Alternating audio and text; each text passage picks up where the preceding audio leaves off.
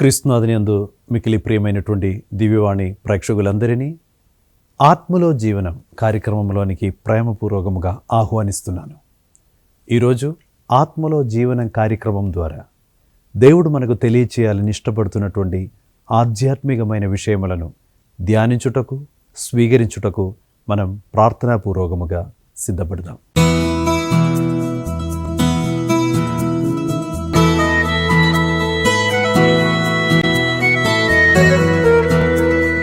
ప్రియమైనటువంటి సహోదరి సహోదరులారా, మనకందరికీ తెలిసినట్లుగా మనమందరం తపస్కాలంలోనే ఉన్నాం. తపస్కాలంలో మనం ఉండగా పాత నిబంధనలో దేవుడు ప్రవక్తల ద్వారా ఎక్కువగా చెప్పినటువంటి ఒక పదాన్ని ఈరోజు ప్రత్యేకంగా ధ్యానించుకుందాం. ఆ పదం ఏమనగా హీబ్రూ భాషలో ఆ పదం తెష్వా అని పిలువబడుతుంది. హీబ్రూ భాషలో తెష్వా అని పదానికి ఇంగ్లీష్ భాషలో దానికి అర్థము కమ్బ్యాక్ అని అర్థం. మరలి రండు. దేవుడు ఒకవేళ తన ప్రజలతో ఎక్కువ శాతం చెప్పిన ప్రతి సంభాషణలో కూడా దేవుడు అధికముగా వాడుకునేటువంటి ఒక పదం కూడా కావచ్చు తెష్వా, కమ్బ్యాక్ టు మీ. దేవుడు ప్రవక్తలను పంపినప్పుడు, దేవుడు డైరెక్ట్గా మాట్లాడినప్పుడు దేవుడు తన ప్రజల నుండి కోరుకునేటువంటి ఒకే ఒక విషయం ఏమిటంటే కమ్ బ్యాక్ టు మీ. మీరు ఎటువంటి పరిస్థితిలో ఉండినా కూడా మిమ్మల్ని విడిపించుటకు, అద్భుతకరమైన మహిమతో కూడిన ఒక గమ్యములో మిమ్మల్ని చేర్చుటకు, ఒక సొంతం రాజ్యము మీకు అప్పగించుటకు, అద్భుతకరమైన ఆశీస్సులతో మీ జీవితము దీవించుటకు నేను సిద్ధముగా ఉన్నాను. దేవుడు ఇశ్రాయేల్ ప్రజల నుండి కోరుకునేటువంటి ఒకే ఒక విషయం ఏమిటంటే కమ్ బ్యాక్ టు మీ. నా యుద్ధకు మీరు మరలి తిరిగి రండి అని దేవుడు డైరెక్ట్గా మాట్లాడారు, ప్రవక్తల ద్వారా కూడా మాట్లాడారు. ఆ పదం తెష్వా. అయితే ఈ రోజుల్లో మనం తపస్కాలంలో ఉన్నప్పుడు సిలువ మీద మన కోసం మరణించిన దేవుడు సిలువ వైపు మనం చూస్తూ ప్రార్థించే సమయంలో ఆ సిలువాసీనుడైనటువంటి ఆ దేవుడు మనందరి వైపు చూసి చెప్పుకునేటువంటి ఒక పదం కూడా కావచ్చు తెష్వా. దేవుని దగ్గరికి మరలా తిరిగి రమ్మని ఆ దేవుడు మనల్ని అందరినీ కూడా ఆహ్వానిస్తున్నారు. దేవుని యొద్దకు తిరిగి రమ్మని తల్లి శ్రీసభ మనందరినీ కూడా ప్రోత్సహిస్తున్నారు కూడా. ఈరోజు ఈ యొక్క ఆత్మలో జీవన కార్యక్రమం ద్వారా మనమందరం ధ్యానించాలని కూడా దేవుడు ప్రేరేపిస్తున్న ఒక వాక్యం మీకు పరిచయం చేస్తున్నాను. అది సొలొమోను జ్ఞాన గ్రంథం 11వ అధ్యాయం 23వ వాక్యం. సొలొమోను జ్ఞాన గ్రంథం 11వ అధ్యాయం 23వ వాక్యం ఈ విధముగా సెలవిస్తున్నది.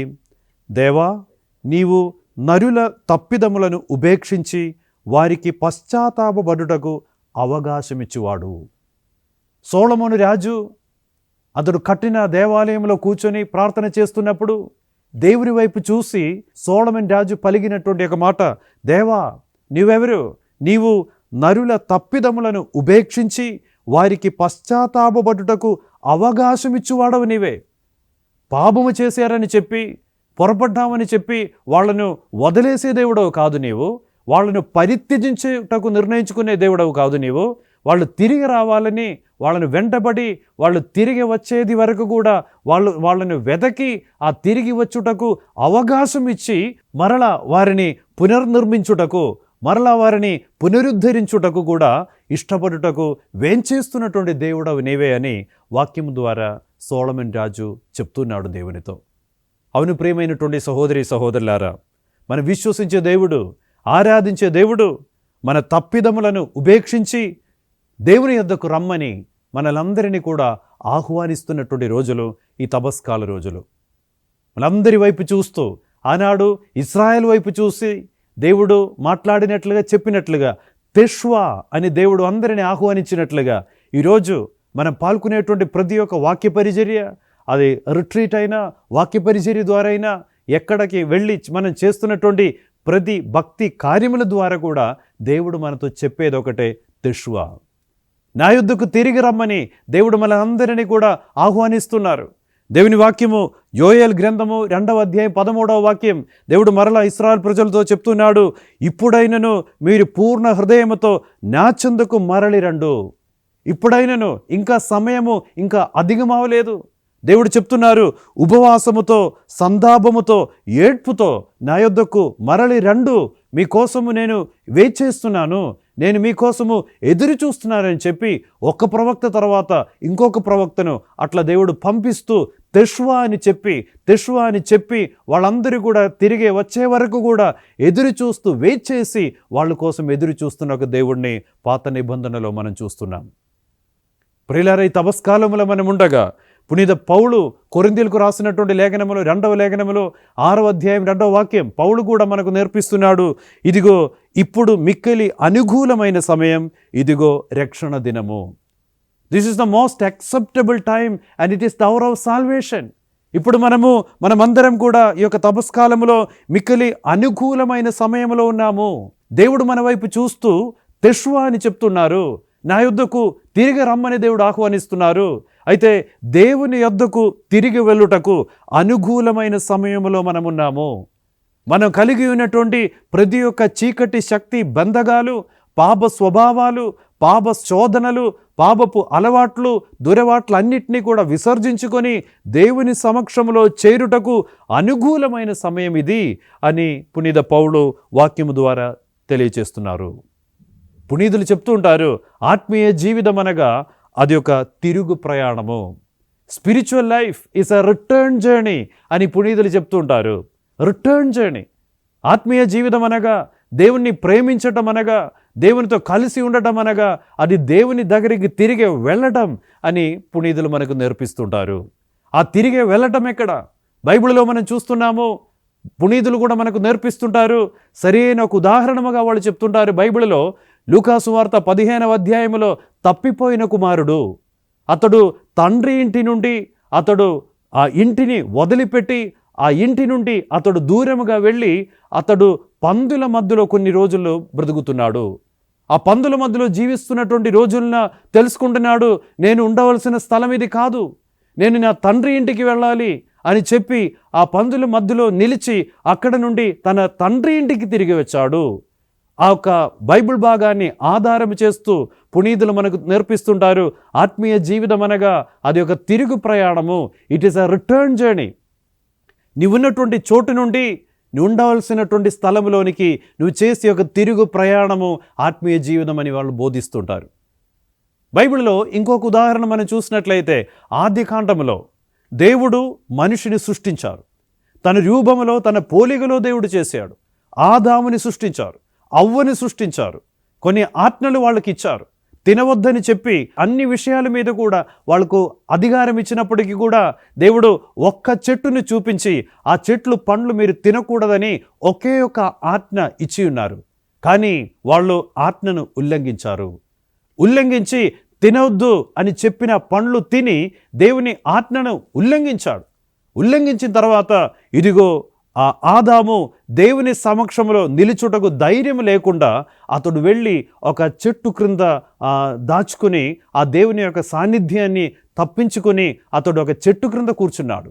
ఆ సమయంలో దేవుడు ఇదిగో ప్రతి సాయంకాలము దేవుడు ఆకాశము నుండి దిగివచ్చి మనుషులతో నడిచినట్లుగా ఆ రోజు కూడా, పాపం చేసిన రోజు కూడా దేవుడు ఆకాశం నుండి భూమిలోనికి దిగి వచ్చాడు.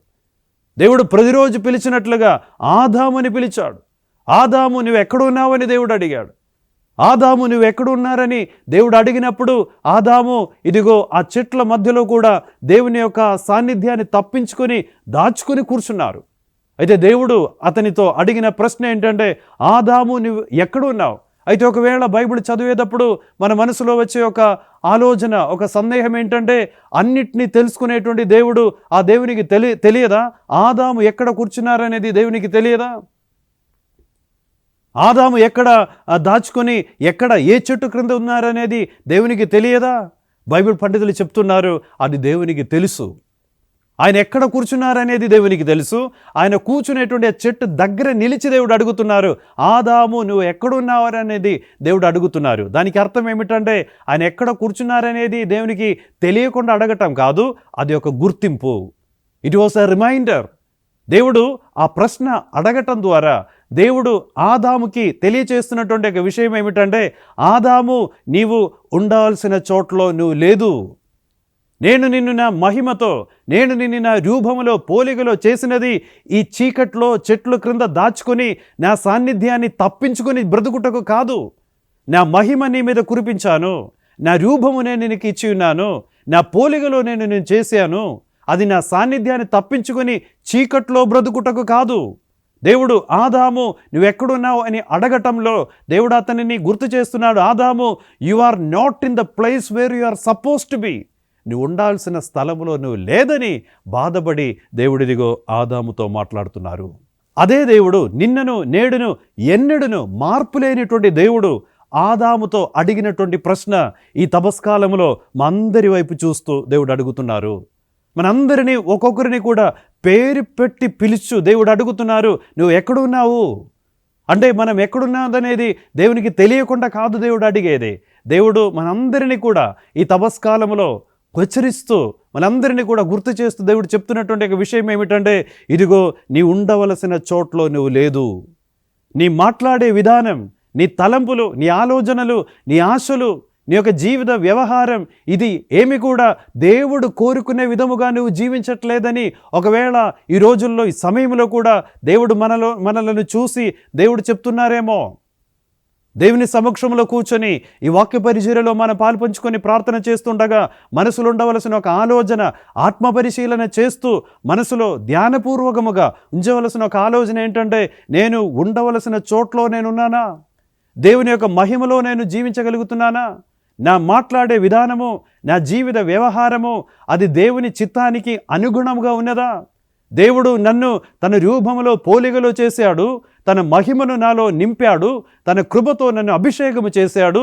అయితే కృపను నిర్వీర్యము చేయకుండా, ఆ మహిమ జీవితం నుండి దూరం అయిపోకుండా, ఆ వాక్యానుసారము ఆ దేవుని చిత్తానికి అనుగుణముగా నా క్రైస్తవ విశ్వాస జీవితం నేను జీవించగలుగుతున్నానా అని ఆత్మపరిశీలన చేయవలసిన రోజుల్లోనే మనమున్నాము. ఒకవేళ పొరపడితే, ఒకవేళ దేవుని యొక్క మహిమ నుండి నువ్వు దూరంగా జీవిస్తున్నావని ఆత్మ నిన్ను ప్రేరేపణిస్తే, ఒకవేళ దేవుని కృపను వ్యర్థము చేస్తున్నటువంటి ఒక వ్యక్తి నువ్వని దేవుని ఆత్మ నీకు ప్రేరేపణిస్తే, ఏమాత్రము నిరాశపడవద్దు, ఏమాత్రము నిరుత్సాహపడవద్దు.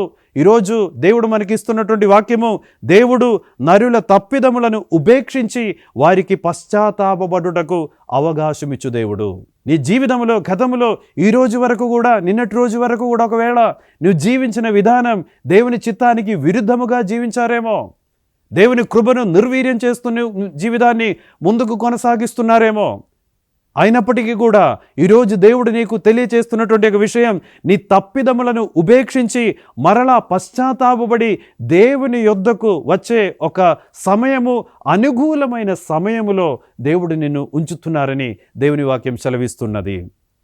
నీ వైపు చూస్తూ కూడా దేవుడు చెప్పేది ఒకటే, తెష్వా, మరలి రండి, కమ్ బ్యాక్ టు మీ. నువ్వెక్కడ ఉండినా కూడా ఆదాము వలె చీకట్లో, ఆదాము వలె చీకటి జీవితం, ఎడారి జీవితం, పాపపు ఎడారిలో దాచుకుంటున్నారా? ఆదాము వలె పాపపు చీకట్లోనే దాచుకుంటున్నారా? నీకున్నటువంటి ఆ ఔన్నత్యాన్ని మర్చిపోయి కొన్ని పాప చెడు అలవాట్లకు బానిసులై దేవుని నుండి దూరముగా ఉండి ఆ దేవుని యొక్క సాన్నిధ్యాన్ని తప్పించుకొని జీవిస్తున్నటువంటి ఒక వ్యక్తి నువ్వైతే మరలా దేవుడు బిగ్గరగా దేవుని యొక్క వాక్యము ద్వారా నిన్ను ఆహ్వానిస్తున్నారు. తెష్వా అని చెప్పి నీవు మరలా రావాలని నీకోసం ఎదురు చూస్తున్నటువంటి ఒక దేవుడున్నాడని ఈరోజు వాక్య పరిచర్య ద్వారా పవిత్రాత్మ దేవుడు నీకు హెచ్చరిస్తున్నాడు.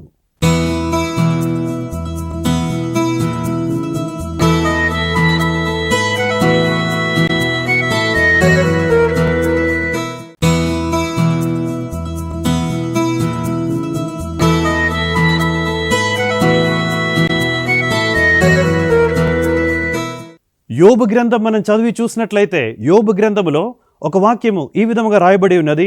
36వ అధ్యాయం 12వ వాక్యంలో యోబు ఈ విధముగా రాస్తున్నాడు, జ్ఞానము లేక కొందరు చనిపోతురు, అజ్ఞానులుగా కొందరు చనిపోదురు. యోబు గ్రంథము మనకు తెలియచేస్తున్నటువంటి ఒక విషయం ఏమిటంటే, ఈ లోకములో జన్మించిన వాళ్ళలో కొందరు వాళ్ళు మరణించేటప్పుడు అజ్ఞానులుగా చనిపోతారు, జ్ఞానము లేకుండా చనిపోతారు. కానీ దేవుడు మనకు నేర్పిస్తున్నటువంటి విషయం ఏమిటంటే, నీ జీవిత కాలంలో నీ జ్ఞానములో అభివృద్ధి చెందాలి, జ్ఞానములో వర్ధిల్లాలి. అంటే జ్ఞానులు ఎవరు? ఏ విధముగా ఆ జ్ఞానం, నేను ఒక జ్ఞానిగా, ఏ విధముగా జ్ఞానం కలిగిన వ్యక్తిగా నేను ఏ విధముగా జీవించగలుగుతాను? దేవుని వాక్యం సెలవిస్తున్నది. జ్ఞాని ఎవరు అని బైబిల్లో మనం నేర్చుకోవాలని బైబిల్ తెరిస్తే వాక్యమును మనల్ని నేర్పించేది ఏంటంటే, కీర్తన గ్రంథం 14వ అధ్యాయం 2వ వాక్యము ఈ విధముగా సెలవిస్తున్నది. ఇదిగో, జ్ఞానము కలిగి తన్ను పూజించువారు ఎవరైనా ఉన్నారా అని తెలుసుకొనుటకు దేవుడు ఆకాశము నుండి నరుల వైపు చూస్తున్నారు. జ్ఞానము కలిగి నన్ను పూజించువారు ఎవరైనా ఉన్నారా అని తెలుసుకొనుటకు దేవుడు ఆకాశము నుండి నరుల వైపు చూస్తున్నారంట. అయితే జ్ఞానులు ఎవరు? బైబిల్ ప్రకారము జ్ఞానం కలిగిన వ్యక్తి ఎవరంటే, దేవుణ్ణి వెతకిన వాళ్ళందరూ కూడా జ్ఞానులే. దైవ భయం కలిగిన వాళ్ళందరూ కూడా జ్ఞానులే. దేవుని సాన్నిధ్యాన్ని వెతకిన వాళ్ళందరూ కూడా జ్ఞానులే. అందుకే దేవుని వాక్యం సెలవిస్తున్నది, జ్ఞానం కలిగి నన్ను పూజించువారు ఎవరైనా ఉన్నారా అని తెలుసుకొనుటకు దేవుడు ఆకాశము నుండి నరుల వైపు చూస్తున్నారు. జ్ఞానం కలిగిన వాళ్ళు దేవుని వెతుకుతారు. జ్ఞానం కలిగిన వాళ్ళు దేవుని ఆరాధిస్తారు. జ్ఞానం కలిగిన వాళ్ళు దేవుని వెంబడిస్తారు. అయితే దేవుని వాక్యం ఈరోజు నీకు గుర్తు చేస్తున్నటువంటి విషయం, నీవు జ్ఞానం కలిగి ఉంటున్నావా? ఎఫెససు లేఖనములో పౌలు ఈ విధంగా అడుగుతున్నారు, కావున మీరు ఎట్లు జీవించుచున్నారు అని శ్రద్ధ వహింపుడు. జ్ఞానహీనుల వలె మీరు జీవించవద్దు. జ్ఞానహీనుల వలె జీవించవద్దు, వివేకవంతుల వలె జీవించాలి. జ్ఞానహీనుల వలె జీవించవద్దు, అజ్ఞానులుగా చనిపోవద్దు. నువ్వు చనిపోయే ముందు దేవుణ్ణి వెదకుము. చనిపోయే ముందు దేవుణ్ణి ఆరాధించు. చనిపోయే ముందు దేవుణ్ణి వెదకుడి. ఒక దేవుడు నాడు జ్ఞానం కలిగి మనం జీవించాలని దేవుని వాక్యము ఈరోజు మనల్ని హెచ్చరిస్తున్నది. అయితే జ్ఞానముతో కూడినటువంటి జీవితం అనగా ఏమని మనం బైబిల్లో చూస్తే, జ్ఞానం కలిగిన వ్యక్తుల యొక్క ప్రత్యేకత ఏంటంటే, they will seek the plan of the lord. ఆ జ్ఞానముతో జీవించే వాళ్ళందరూ కూడా దేవుని ప్రణాళికలను వెదకి జీవిస్తుంటారు. ఎప్పుడు కూడా దేవుని చిత్తాన్ని వెదకుతుంటారు. పరిశుద్ధ మరియ తల్లి ఆ విధముగానే జీవించారు. జీవితంలో ప్రతి క్షణం కూడా దేవుని చిత్తాన్ని వెతకి జీవించి ఉన్నారు. జ్ఞానం కలిగిన తల్లి పరిశుద్ధ మరియ తల్లి. ఈరోజు దేవుని వాక్యం మనకు నేర్పిస్తున్నటువంటి విషయము కూడా, జ్ఞానముతో నువ్వు కూడా ఆ దేవుని చిత్తాన్ని వెతకు. అయితే మన పట్ల దేవునికి ఉన్నటువంటి ఆ చిత్తం ఏమిటి? మన అందరి పట్ల దేవునికి ఉన్నటువంటి చిత్తం ఏమిటి? దేవుని వాక్యం ఈ విధముగా సెలవిస్తున్నది, ఆయనలో విశ్వసించిన ఏ ఒక్కరు కూడా నాశనం అయిపోకుండా అందరూ రక్షణ పొందాలని దేవుని ప్రణాళిక. అందరూ రక్షణ పొందాలని, మా ఆత్మ రక్షణ అది దేవుని ప్రణాళిక. నా ఆత్మ రక్షణ పొందాలని దేవుడు నా గురించి ఉన్నటువంటి ప్రణాళిక, మీ అందరి గురించి ఉన్నటువంటి ప్రణాళిక ఏంటంటే, చనిపోయిన తర్వాత నీ ఆత్మ నశించిపోకూడదని దేవుని ప్రణాళిక. కొందరు అనుకుంటారు దేవుని ప్రణాళిక అనగా మరి మంచి ఉద్యోగం రావటం, పెద్ద ఇల్లు కట్టడం, అట్లా కొన్ని భౌతిక ఆశీర్వాదాలు, అది దేవుని యొక్క ఆ క్షేమము కోసం ఉద్దేశించిన పథకాలని కొందరు ఆ విధముగా అర్థం చేసుకుంటారు. కానీ బైబిల్ ప్రకారము దేవుడు ఒక వ్యక్తి మీద తన యొక్క ప్రణాళిక ఉంచుతున్నారంటే దానికి అర్థం ఆ వ్యక్తి యొక్క ఆత్మ రక్షణ ఆ దేవుని యొక్క ప్రణాళిక. ఒకవేళ ఆ వ్యక్తి పేదరికములో ఉండవచ్చు, ఒకవేళ ఆ వ్యక్తి ధనవంతుడిగా జీవించే పరిస్థితులు ఉండవచ్చు, ఒకవేళ ఆ వ్యక్తి చదువున్న వాళ్ళం కావచ్చు, ఒకవేళ చదువు లేని వాళ్ళముగా కావచ్చు. కానీ అందరి మీద దేవుడు కలిగి ఉన్నటువంటి ఒక ప్రణాళిక ఏంటంటే ఆత్మరక్షణ. నువ్వే పరిస్థితిలో ఉండినా కూడా, నువ్వు చదువున్న వాళ్ళైనా, చదువు లేని వ్యక్తి అయినా, డబ్బు ఉన్న వాళ్ళైనా, డబ్బు లేని వాళ్ళమైనా కూడా దేవుడు తన యొక్క రక్తము నీ కోసము చింది ఉన్నారు. దేవుని యొక్క రక్తము మనం అందరి కోసము దేవుడు చింది ఉన్నారు. అయితే ఆయనలో విశ్వసించే ఏ ఒక్కరు కూడా నాశనమైపోకూడదని ఆశించే దేవుడు మనందరిని కోసం ఎదురు చూస్తున్నారు. తెషువా అని దేవుడు చెప్తున్నారు. ఆ దేవుని ప్రణాళిక వెదకు. ఆ ప్రణాళికకు దూరం అయిపోతున్నారా? అనగా రక్షణకు దూరం అయిపోతున్నారా? దేవుడు చెప్తున్నారు, ఈ లోకమంతా నువ్వు సంపాదించి నీ ఆత్మ కోల్పోయినా ఏ లాభము లేదు. ఈ లోకములో ఉన్నటువంటి అన్ని సుఖ సంతోషాలు నువ్వు ఆస్వాదించి అనుభవించి చివరిగా నీ ఆత్మ నశించిపోతే నీకేం లాభము లేదని దేవుడు నేర్పిస్తున్నారు. ఆత్మకు బదులుగా నువ్వు ఏమివ్వగలవని కూడా దేవుడు అడుగుతుంటారు. అయితే దేవుని యొక్క ప్రణాళికతో సహకరించు వాళ్ళముగా మనం ఉండాలని ఈరోజు దేవుని వాక్యం మనకు సెలవిస్తున్నది. దేవుని యొక్క ప్రణాళికతో సహకరించటం అనగా దేవుని యొక్క ప్రశ్నకు జవాబు ఇవ్వటం. దేవుడు ఆహ్వానిస్తున్నారు, తెషువా నా యుద్ధకు తిరిగి రండి, నా ప్రణాళికలతో సహకరించండి, నాకు దగ్గరగా ఉండండి. దేవుడు ఆహ్వానిస్తున్నారు. ఆ దేవుని యొక్క పిలుపుకు తగిన విధముగా మన జీవితాలను క్రమపరచుకోవాలని దేవుడు వాక్య పరిచర్య ద్వారా దేవుడు మనందరినీ కూడా ప్రోత్సహిస్తున్నారు. ధనవంతుడు లాజరు ఉపమానములో దేవుడు ధనవంతుని గురించి వివరించినప్పుడు దేవుడు ఈ విధముగా చెప్తున్నాడు. ఒక ధనవంతుడు ఉంటేవాడు, అతని పేరు కూడా దేవుడు చెప్పలేదు. ఒక ధనవంతుడు ఉంటేవాడు, అతడు ఎట్లా జీవించాడు? పట్టు వస్త్రములు ధరించి నిత్యం విందు వినోదములతో కాలం గడిపాడు. ధనవంతుడు పట్టు వస్త్రములు ధరించి నిత్యం విందు వినోదములతో కాలం గడిపాడు అనగా దానికి అర్థం ఏమిటంటే ఒక్కరోజు కూడా దేవుణ్ణి వెదకలేదు, దేవుని ప్రణాళికలను వెదకలేదు, దేవుని వాక్యము వెదకలేదు, దేవుని యొక్క ఉద్దేశాలను తెలుసుకోవాలని ఎప్పుడు కూడా ప్రయత్నించలేదు. దేవుడు ఇవ్వాలని కోరుకునేటువంటి ఆ బహుమతులను మీద, దేవుడు ఇవ్వాలని కోరుకునేటువంటి ఆ యొక్క ప్రతిఫలం మీద మనస్సు దృష్టి నిలుపలేదు. జీవితకాలం దేవుడు అతనికి ఇచ్చినటువంటి ఆయుష్కాలం ఎల్లా కూడా మంచి బట్టలు ధరించి భోజనం చేసి విందు వినోదములతోనే కాలం గడిపాడు.